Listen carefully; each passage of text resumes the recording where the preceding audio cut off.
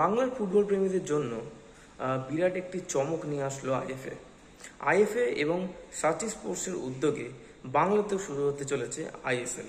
যদিও এর পোশাকি নাম আইএসএল নয়, এর পোশাকি নাম হলো বিএসএল অর্থাৎ বেঙ্গল সুপার লিগ। মঙ্গলবার আনুষ্ঠানিকভাবে শুরু হয়ে গেল বেঙ্গল সুপার লিগের পথ চলা।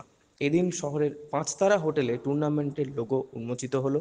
সে সঙ্গে বেল বাজিয়ে লিগের শুভ সূচনা করলেন আইএফএ সভাপতি অজিত বন্দ্যোপাধ্যায়, রাহুল টোডি এবং তমাল ঘোষালরা। প্রাথমিকভাবে মোট 8টি দল নিয়ে শুরু হতে চলেছে বিএসএল, যার 61টি ম্যাচ হতে চলেছে। হোম এবং অ্যাওয়ে ফরম্যাটে হবে মোট 56টি ম্যাচ, যার মধ্যে 2টো সেমিফাইনালও হবে হোম এবং অ্যাওয়ে ফরম্যাটে। দিওয়ালির পর মূলত এই লিগ শুরু হতে চলেছে। এদিন বিএসএল এর উদ্বোধনী অনুষ্ঠানে কি হলো চলুন দেখে নেওয়া যাক। বেঙ্গল সুপার লিগ এই কনসেপ্টটা নিয়ে আমাদের প্রায় 1 বছর ধরে আলোচনা চলছিল যে কিভাবে করা যায়, কিভাবে করলে এই লিগটা বাংলার সর্বসাধারণ মানুষের কাছে পৌঁছে দেওয়া যায়। আমাদের লক্ষ্য হলো, আমরা যখনই বাংলার ফুটবলের কথা বলি আমার আলাদাই মনে হতো যে বাংলার ফুটবল ভীষণ কলকাতা ভিত্তিক। জেলা থেকে প্লেয়াররা আসে যারা বাংলার ফুটবলকে রিচ করে, যারা বাংলার ফুটবলকে এই শীর্ষে নিয়ে গেছে। কিন্তু সে আন্দাজে আমরা কিন্তু জেলায় পৌঁছে উঠতে পারি না। জেলা লিগ হয়, ক্যালকাটা ফুটবল লিগ হয়। আমরা ক্যালকাটা ফুটবল লিগটাকে ছড়াবার চেষ্টা করেছি, হয়তো পার্শ্ববর্তী কিছু জেলায় ক্যালকাটা ফুটবল লিগের ম্যাচ দেখা যায়। কিন্তু শুধু কলকাতা আর কলকাতা পার্শ্ববর্তী জেলা নিয়ে তো পশ্চিমবঙ্গ নয়। শুধু পুরুলিয়া আছে, শিলিগুড়ি আছে, দার্জিলিং আছে, নিচের দিকে গেলে সুন্দরবন আছে, সবটাই কিন্তু নিয়ে আমাদের পশ্চিমবঙ্গ। এবং কলকাতার মানুষদের মধ্যে ফুটবল নিয়ে যতটা উন্মাদনা, তার কোনো অংশে সেই উন্মাদনায় ভাটা নেই জেলায়। জেলার মানুষদের কাছেও কিন্তু ফুটবলটা ভীষণ প্রিয়। হয়তো কলকাতার থেকেও জেলার মানুষদের মধ্যে ফুটবল প্রীতিটা অনেক বেশি।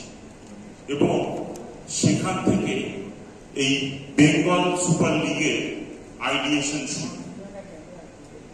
লক্ষ্য ছিল এমন একটা টুর্নামেন্ট ক্রিয়েট করা যেটা একটা ব্রিজ হিসেবে কাজ করবে।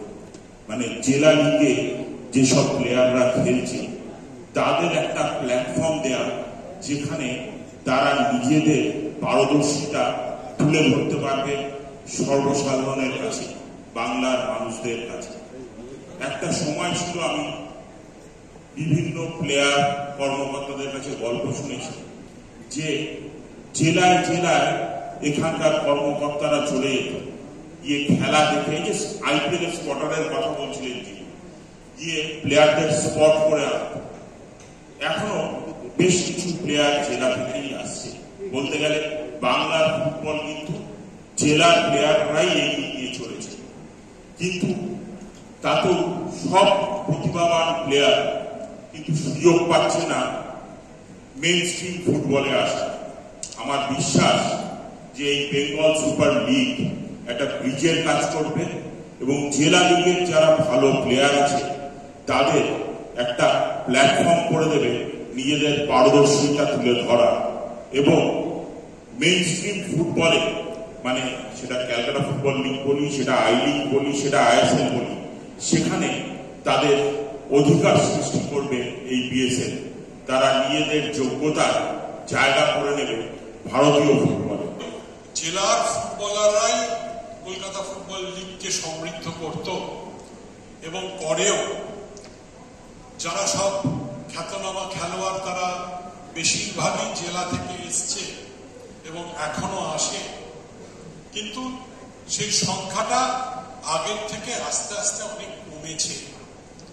আগে আমরা যারা মাঠের সাথে ওতপ্রোতভাবে জড়িত, আমরা জানি যে প্রত্যেকটা ক্লাবে কেউ না কেউ থাকতো যারা ট্যালেন্ট হান্ট করে নিয়ে আসতো, প্রতিভা প্রতিভার অন্বেষণ করে সেই ক্লাবে নিয়ে আসতো, সেই ক্লাবের হয়ে তারা খেলতো।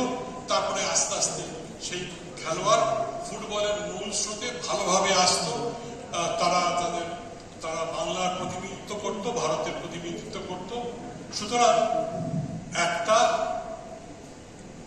সাপ্লাই লাইন ছিল, মূল স্রোতে আসার একটা দিক ছিল, একটা রাস্তা ছিল। সেই সব ফুটবল প্রিয়, ফুটবল প্রেমী তাদের সংখ্যা কমতে আরম্ভ করলো এবং এখন হয়তো হাতে গোনা কয়েকজন থাকলেও থাকতে পারে। সুতরাং জেলা থেকে ফুটবলার কলকাতা লিগে আসাটা অনেক কমে গেল। আমি মনে করি সেই অভাব পূরণ হবে, কারণ এই বেঙ্গল সুপার লিগ থেকে অনেক প্রতিভা উঠে আসবে যারা আগামী দিনে কলকাতা ফুটবল লিগ খেলবেন এবং এই বেঙ্গল সুপার লিগে আমরা অনেক ভালো ভালো প্রতিভাকে দেখতে পাব এবং তারা হয়তো বাংলা দলে, ভারতীয় দলে আগামী দিনে সুযোগ পাবে।